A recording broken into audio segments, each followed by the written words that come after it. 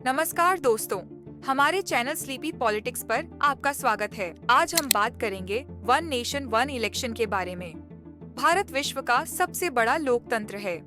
यहाँ 3 तरह की सरकारों को चुनने के लिए समय समय पर लोकसभा, विधानसभा और पंचायत के चुनाव होते रहते हैं।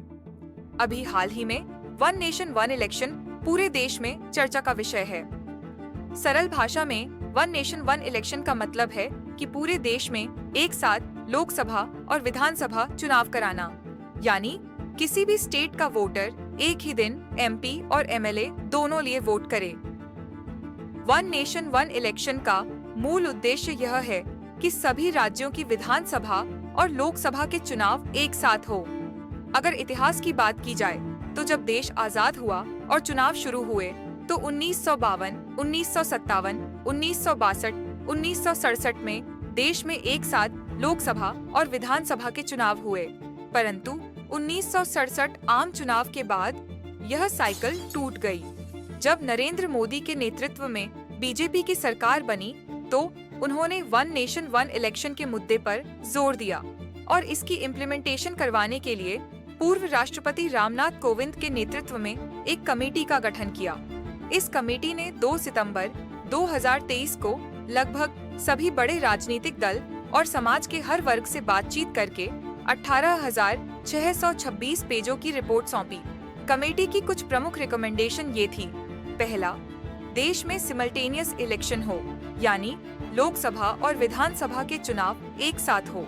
दूसरा, अगर लोकसभा या कोई विधानसभा समय से पहले डिसॉल्व हो जाती है या फिर हंग असेंबली की सिचुएशन क्रिएट होती है तो उस केस में अगर चुनाव होता है तो चुनाव 5 साल के लिए न होकर जो शेष पीरियड बचा हुआ है उसके लिए ही हो।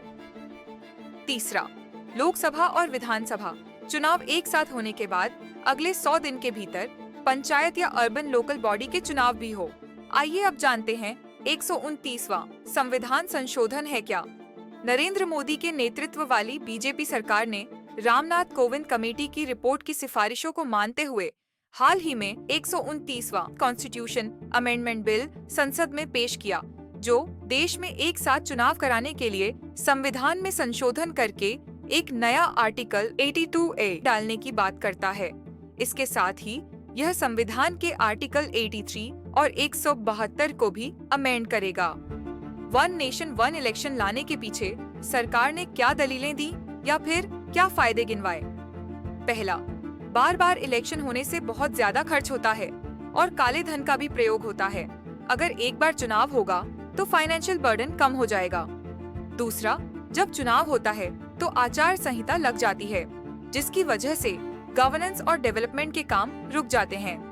अब और फास्ट गति से डेवलपमेंट के काम चलते रहेंगे। तीसरा, चुनाव के दौरान सरकार के ह्यूमन रिसोर्सेज का भी डाइवर्शन होता है, वो बच जाएगा, जैसे अध्यापकों की इलेक्शन ड्यूटी आदि। चौथा, बार बार चुनाव होने से वोटर्स में फैटिग आ जाती है और जिसकी वजह से वोटर टर्नआउट कम होता है। अगर एक बार चुनाव होगा तो वोटर्स में उत्साह रहेगा और वोटर टर्नआउट बढ़ेगा। पांचवा, चुनाव के दौरान बहुत से विवाद होते हैं, जिनकी वजह से कोर्ट में केसेस का बर्डन बढ़ जाता है। सिमल्टेनियस इलेक्शन से कोर्ट का वर्कलोड कम होगा। लेकिन वन नेशन वन इलेक्शन के खिलाफ विपक्ष द्वारा कई दलीलें दी गई, जिन पर गौर करना चाहिए। पहला, अगर वन नेशन वन इलेक्शन लागू होता है तो चुनाव के दौरान नेशनल इश्यूज हावी रहेंगे और लोकल इश्यूज नीचे दब जाएंगे और नेताओं की जवाबदेही कम हो जाएगी। दूसरा, कोई भी बड़े बदलाव करने से पहले सभी पॉलिटिकल पार्टीज और समाज के सभी वर्गों के बीच कंसेंसस बिल्ड करना जरूरी है, परंतु विपक्ष इसका व्यापक स्तर पर विरोध कर रहा है। तीसरा, वन नेशन वन इलेक्शन का सबसे बड़ा नुकसान यह होगा कि इसकी वजह से रीजनल पार्टीज का महत्व कम हो जाएगा और वे धीरे धीरे पॉलिटिक्स में इरेलेवेंट हो जाएंगी। एक्सपर्ट्स का मानना है कि इसकी वजह से सबसे बड़ा फायदा नेशनल पार्टीज को होगा। आइए बात करते हैं कि उन चैलेंजेस की जो वन नेशन वन इलेक्शन देश में लागू करते वक्त आएंगे। सबसे बड़ा चैलेंज इलेक्शन इंफ्रास्ट्रक्चर का होगा, क्योंकि इतने बड़े स्तर पर ईवीएम और वीवीपीएटी सिस्टम मुहैया करवाना एक बड़ी चुनौती है। उदाहरण के लिए 2024 लोकसभा चुनाव में 17 लाख ईवीएम और 18 लाख वीवीपीएटी सिस्टम का उपयोग हुए थे। इसी के साथ साथ लॉजिस्टिकल और सिक्योरिटी फोर्सेस का डिप्लॉयमेंट भी एक बड़ी चुनौती होगी।